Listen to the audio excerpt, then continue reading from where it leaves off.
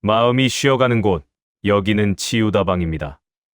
여러분, 혹시 이런 경험 있으십니까? 나는 좋은 뜻으로 한 말인데 상대방 표정이 굳어지는 걸 경험하신 적 있으신가요? 자녀와 대화하다가 엄마는 항상 그런다니까 라는 말을 들으신 적은요? 손주에게 좋은 이야기를 해주려 했는데 아이가 슬그머니 자리를 피하는 모습을 보신 적은 없으셨나요? 이런 경험들이 계속 쌓이면 말하기가 조심스러워집니다. 내가 말을 잘못하나? 하는 생각도 들고요. 그래서 어떤 분들은 아이의 말을 줄이기도 하십니다. 가족 모임에서도 조용히 앉아만 계시고 친구들과 만나도 예전만큼 편하게 말하지 못하십니다. 이건 정말 속상한 일입니다. 그런데 말입니다. 우리가 말을 못해서 대화가 어려운 게 아니라 오히려 너무 잘해서 문제일 수도 있습니다. 이상하게 들리시나요? 한평생 살아오면서 어른들은 많은 것을 경험하고 배우셨습니다. 문제를 해결하는 법, 옳고 그름을 판단하는 법, 어떻게 살아야 하는지도요. 그래서 대화할 때도 자연스럽게 해결책을 주시고 정답을 말씀하시게 됩니다. 이것은 잘못된 것이 아닙니다. 요즘 대화 방식이 조금 달라졌을 뿐입니다. 30년 전, 40년 전만 해도 달랐습니다. 그때는 어른들이 말씀하시면 다들 귀 기울여 들었습니다. 선생님 말씀이 맞습니다. 어르신 말씀대로 하겠습니다. 하는 게 당연했습니다. 그런데 지금은 같은 말을 해도 받아들이는 방식이 완전히 다릅니다. 이렇게 해봐라는 말이 예전엔 조언으로 들렸다면 지금은 간섭으로 들립니다. 내가 해봐서 아는데라는 말이 예전엔 경험담이었다면 지금은 꼰대질이 됩니다. 그래서 조금만 바꾸시면 됩니다. 말의 내용이 아니라 말하는 방식을요. 사실 대화를 부드럽게 만드는 건 거창한 기술이 아닙니다. 몇 가지 작은 습관만 바꾸시면 됩니다. 말의 순서와 표현을 살짝 바꾸고 타이밍을 약간만 조절하면 됩니다. 그러면 같은 이야기를 해도 상대방이 완전히 다르게 받아들입니다. 어머, 엄마 요즘 말투가 엄청 부드러워졌네 하는 말을 들으실 수 있습니다. 손주가 할머니 할아버지 옆에 더 오래 앉아 있게 됩니다. 친구들과의 대화가 예전처럼 편안해집니다. 말 습관은 나이와 상관없이 바뀝니다. 오히려 나이가 드신 분들이 더 쉽게 바꾸십니다. 왜냐하면 이미 인생의 많은 것을 경험하셨기 때문입니다. 단지 방법을 몰랐을 뿐입니다. 천천히 하나씩 바꿔가시면 됩니다. 지금부터 대화를 부드럽게 만드는 어른의 말 습관 8가지를 알려드리겠습니다.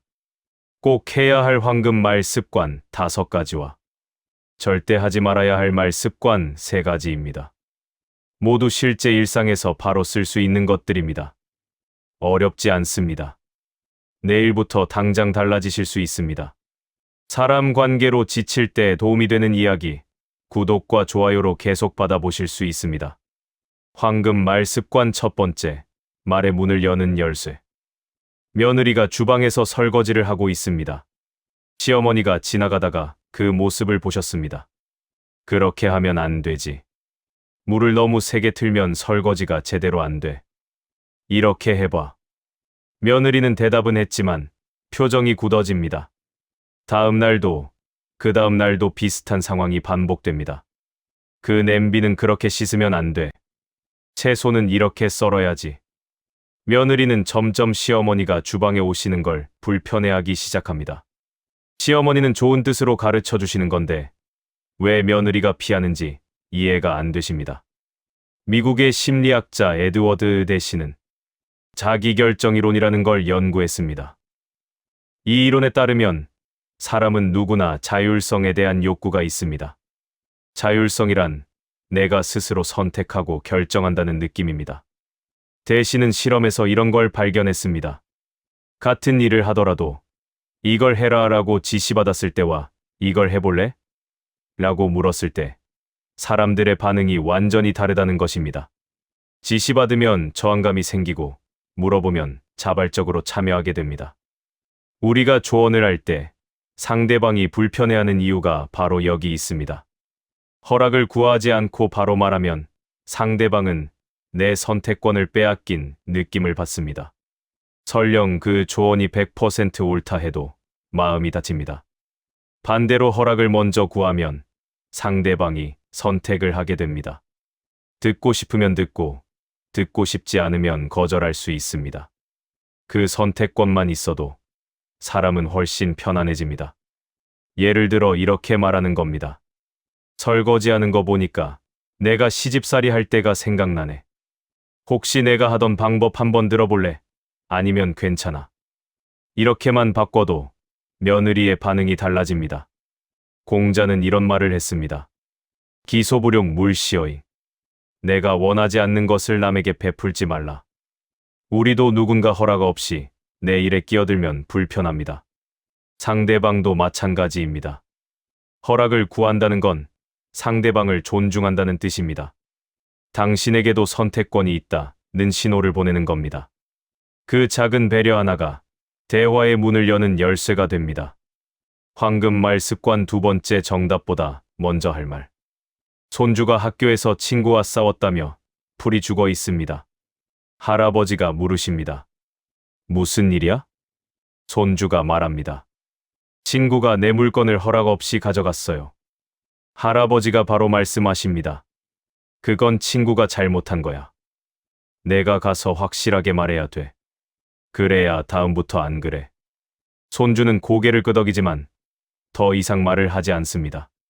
할아버지는 좋은 조언을 했다고 생각하시는데 손주는 할머니한테 가버립니다. 심리학자 칼 로저스는 인간 중심 상담 이론을 발전시킨 분입니다. 로저스는 상담할 때 가장 중요한 게 공감적 이해라고 했습니다. 공감적 이해란 상대방의 감정을 있는 그대로 느끼고 이해하는 겁니다. 로저스는 이렇게 말했습니다. 조언이나 해결책보다 상대방이 진정으로 원하는 건 내 감정을 알아주는 것이다. 실제로 상담 연구 결과를 보면 공감을 받은 사람들이 스스로 문제를 해결하는 비율이 훨씬 높았습니다. 우리는 평생 문제를 해결하며 살아왔습니다. 그래서 누가 문제를 이야기하면 자동으로 해결법부터 알려주려 합니다. 이렇게 하면 돼. 저렇게 하는 게 좋아. 이게 정답이야. 하지만 상대방이 원하는 건 정답이 아닐 때가 많습니다. 그저 자기 감정을 알아주길 바랄 뿐입니다. 특히 아이들은 더 그렇습니다. 어른의 정답보다 내가 속상했겠구나라는 한마디가 더 큰 위로가 됩니다. 정답을 말하는 대신 나의 느낌을 말하는 겁니다. 할아버지가 듣기에는 내가 많이 속상했을 것 같은데 맞니? 친구가 허락도 안 받고 가져가면 기분이 안 좋잖아. 이렇게 말하면 아이는 자기 감정을 인정받았다고 느낍니다. 그리고 스스로 어떻게 할지 생각하기 시작합니다. 노자는 도덕경에서 이렇게 말했습니다. 지인자지 자지자명. 남을 아는 것은 지혜이고 자신을 아는 것은 명철함이다. 정답을 아는 것보다 나의 느낌을 아는 게 더 깊은 지혜입니다. 정답을 내려놓으면 대화가 훨씬 부드러워집니다. 이게 맞아가 아니라 나는 이렇게 느껴라고 말하면 상대방도 자기 느낌을 편하게 나눕니다. 그게 진짜 대화입니다. 황금말 습관 세 번째 말이 아닌 이것이 친구들과 모임에서 한 분이 요즘 건강이 안 좋다는 이야기를 합니다. 요즘 무릎이 자꾸 아파서 걷기가 힘들어. 옆에 계신 분이 바로 말씀하십니다. 그러니까 내가 진작부터 운동하라고 했잖아. 나는 젊었을 때부터 꾸준히 운동했거든. 그래서 지금도 이렇게 멀쩡한 거야. 지금부터라도 운동해야 돼. 무릎 아픈 분은 그래야지 하고 대답하지만 표정이 밝지 않습니다. 다음 모임 때는 그 이야기를 꺼내지 않습니다. 미국의 심리학자 댄 맥아담스는 내러티브 정체성이라는 개념을 연구했습니다. 사람은 누구나 자기 인생을 하나의 이야기로 만들어간다는 겁니다. 맥아담스는 이런 걸 발견했습니다. 사람들은 교훈이 있는 이야기보다 공감할 수 있는 이야기에 더 마음을 엽니다. 교훈은 듣는 사람을 배우는 사람으로 만들지만 공감은 듣는 사람을 함께하는 사람으로 만듭니다. 우리 세대는 교훈을 중요하게 여기며 자라왔습니다. 부모님도, 선생님도, 선배님도 늘 교훈을 주셨습니다. 그래서 우리도 자연스럽게 경험을 교훈으로 바꿔서 전달하게 됩니다. 내가 이렇게 해봤더니 좋더라. 너도 이렇게 해봐. 문제는 교훈이 들어가는 순간 대화가 가르침으로 바뀐다는 겁니다. 듣는 사람은 배우는 사람이 되고 말하는 사람은 가르치는 사람이 됩니다. 그러면 평등한 대화가 아니라 위아래가 생깁니다. 반대로 경험을 공감되는 이야기로 나누면 어떻게 될까요? 나도 예전에 무릎이 아팠던 적이 있어. 그때 참 힘들더라고. 계단 오르내릴 때마다 한숨이 나왔어. 이렇게 말하면 상대방은 공감을 받습니다. 맞아. 나도 지금 그렇다니까. 그리고 자연스럽게 대화가 이어집니다. 교훈은 나중에 상대방이 물어볼 때 주면 됩니다. 그런데 어떻게 나왔어? 이때 말하는 조언은 훨씬 더 귀하게 들립니다. 아리스토텔레스는 이렇게 말했습니다. 사람들은 논리보다 공감되는 이야기에 설득된다. 교훈은 머리로 듣지만 공감되는 이야기는 가슴으로 듣습니다. 경험은 가르침의 도구가 아니라 연결의 다리입니다. 나도 그랬어라는 한마디가 이렇게 해봐라는 10마디보다 마음을 움직입니다. 황금말 습관 4번째 여백. 아들이 회사 이야기를 합니다. 요즘 회사에서 프로젝트가 하나 생겼는데 제가 맡게 됐어요. 그런데 좀 어려울 것 같아서. 아버지가 끼어드십니다. 어렵다고 피하면 안 되지. 어려운 일일수록 해야 돼. 나도 젊었을 때 어려운 일 많이 했지. 그걸 피했으면 지금의 나는 없었겠지. 아들은 더 이상 말을 잇지 않습니다. 사실 아들이 하려던 말은 어려울 것 같아서 설레어였습니다. 하지만 아버지는 아들의 말을 끝까지 듣지 않으셨습니다. 심리학자 랄프 니콜스는 듣기에 관한 연구의 선구자입니다. 니콜스는 이런 걸 발견했습니다. 사람은 말하는 속도보다 생각하는 속도가 4배 빠르다는 겁니다. 그래서 상대방이 말하는 동안 우리 머릿속에서는 이미 다음 말을 준비하고 있습니다. 상대방 말을 절반도 안 듣고 내 말을 생각하고 있는 겁니다. 니콜스는 이걸 가짜 듣기라고 불렀습니다. 듣는 척하지만 사실은 안 듣고 있는 거죠. 우리는 평생 빠르게 판단하며 살아왔습니다. 상황을 보면 바로 파악하고 문제를 보면 바로 해결책을 떠올립니다. 그래서 상대방이 말을 반도 안 했는데 중간에 끊어버리고 자신의 말을 합니다. 문제는 그렇게 끼어들면 상대방의 진짜 이야기를 놓친다는 겁니다. 위 예시에서 아버지는 어렵다는 단어만 듣고 반응하셨습니다. 어려움을 겁내지 말라고 격려하고 싶으셨던 거죠. 하지만 아들은 설렌다는 말을 하려던 참이었습니다. 아버지가 조금만 더 기다렸다면 완전히 다른 대화가 되었을 겁니다. 어렵지만 설레네요. 그래. 내가 그렇게 적극적이라니 아버지가 기분이 좋다. 이렇게 되었을 겁니다. 기다림은 상대방에게 끝까지 말할 권리를 주는 겁니다. 탈무드에 이런 말이 있습니다. 사람에게 입이 하나, 귀가 둘인 이유는 말하기보다 2배로 들으라는 뜻이다. 듣는 게 말하는 것보다 2배 중요합니다. 기다림은 침묵이 아니라 존중입니다.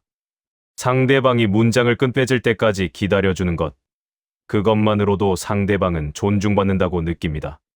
조급하게 끼어들지 않아도 괜찮습니다.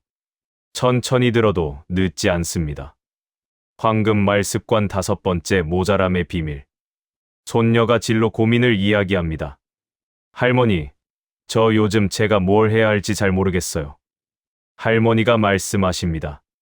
그건 내가 아직 세상을 모르기 때문이야. 할머니가 살아보니까 말이지, 안정적인 게 최고야.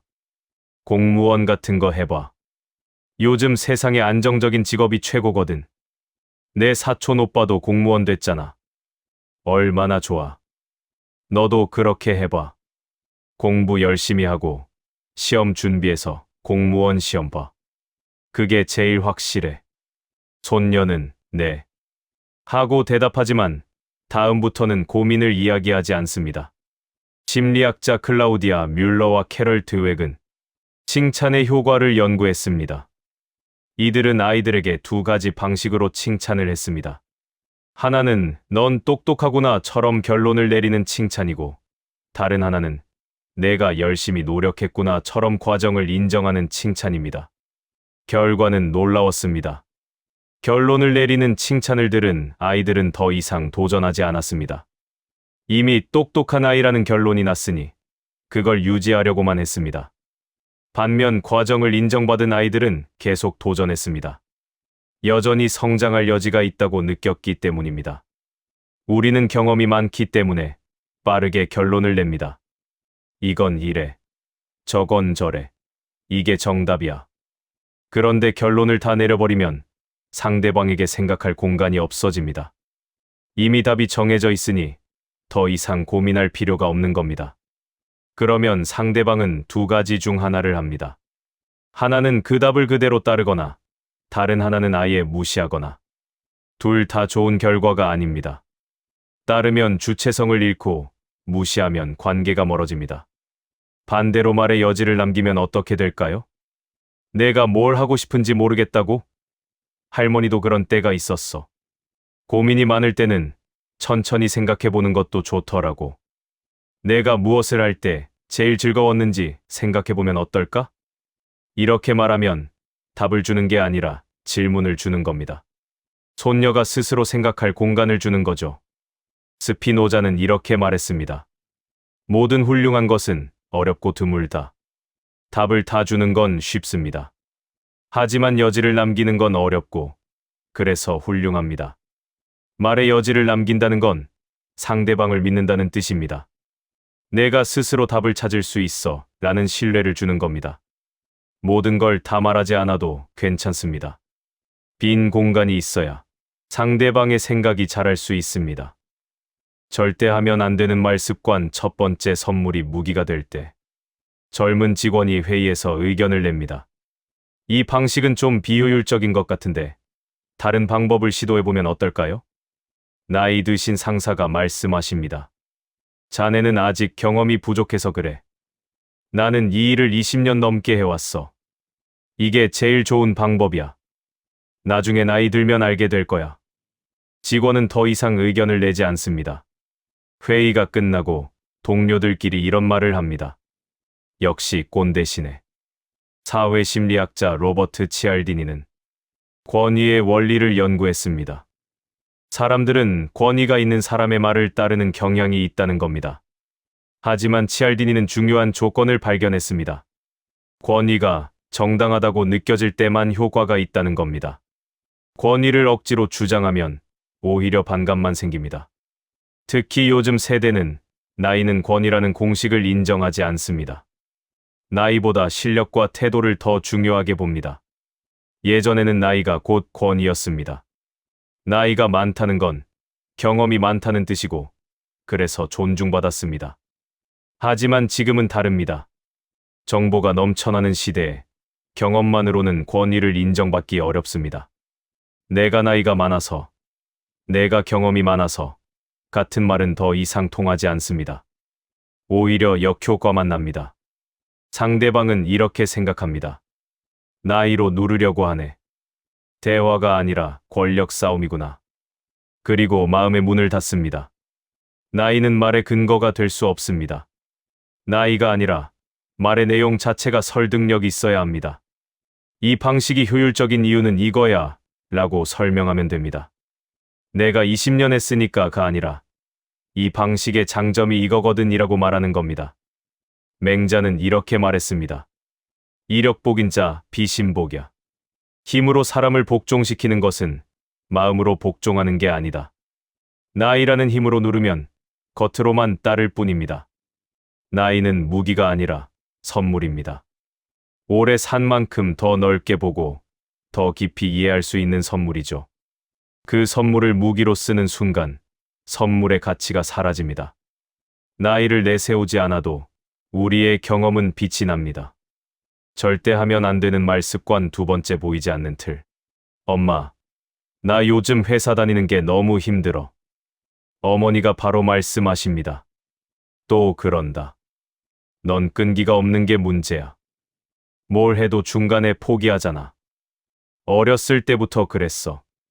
피아노도 중간에 그만두고 미술도 그랬지. 그래서 엄마는 이번에도 그럴 줄 알았다. 조금만 힘들면 또 도망가려고 하는 거지. 딸은 더 이상 말하지 않습니다. 며칠 뒤 딸은 혼자서 결정을 내립니다. 더 이상 어머니와는 상의하지 않습니다. 심리학자 존 가트먼은 부부 관계를 40년 넘게 연구한 분입니다. 가트먼은 관계를 파괴하는 4가지 말을 찾아냈습니다. 그 중 하나가 비난입니다. 비난이란 상대방의 행동이 아니라 인격을 공격하는 겁니다. 내가 이 일을 안 했네가 아니라 넌 원래 게으르니까 같은 말입니다. 가트먼은 이런 비난이 쌓이면 관계가 90% 확률로 파괴된다고 했습니다. 상대방을 단정한다는 건 그 사람의 가능성을 닫아버리는 겁니다. 넌 원래 이래. 넌 항상 저래. 넌 절대 안 돼.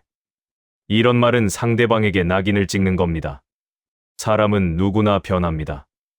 어제의 내가 오늘의 나와 다르고 오늘의 나도 내일이면 달라질 수 있습니다. 그런데 넌 원래 그래라고 하면 그 변화의 가능성을 부정하는 겁니다. 상대방은 이렇게 느낍니다. 어차피 엄마는 날 그렇게 보는구나. 뭘 해도 소용없겠네. 그리고 정말로 변하지 않습니다. 단정당한 대로 살게 됩니다. 이럴 때는 행동에 대하여 말하는 겁니다. 이번에 회사를 그만두고 싶다는 거구나. 무슨 일이 있었는지 얘기해 줄래? 이렇게 말하면 딸의 상황을 듣게 됩니다. 넌 원래 끈기가 없어가 아니라 이번에 어떤 일이 있었어? 라고 물으면 진짜 이야기가 나옵니다. 장자는 이렇게 말했습니다. 정화불가 이어해. 우물안 개구리에게 바다를 말할 수 없다. 상대방을 단정하는 건 상대방을 우물 안에 가두는 것과 같습니다. 사람은 단정할 수 없습니다. 어제 그랬다고 오늘도 그런 건 아닙니다. 상대방에게 너는 이런 사람이야 라는 틀을 씌우지 말고 지금 내가 겪고 있는 게 뭐야? 라고 물어보는 게 맞습니다. 그 열린 질문 하나가 관계를 다시 이어줍니다. 절대 하면 안 되는 말 습관 3번째 그 순간. 손주가 거실에서 뛰어놉니다. 할머니가 여러 번 뛰지 마라 라고 말씀하셨는데 손주가 계속 뜁니다. 할머니께서 화가 나기 시작하십니다. 너 지금 할머니 말 안 듣는 거야? 너 정말 버릇없는 애구나. 부모가 어떻게 가르쳤길래 이렇게 말을 안 들어? 당장 방에 들어가. 손주는 울면서 방으로 들어갑니다. 30분 뒤 할머니는 후회하십니다. 너무 심하게 말한 것 같아서요. 신경과학자 다니엘 골먼은 감정 납치라는 개념을 설명했습니다. 우리 뇌에는 편도체라는 부분이 있습니다.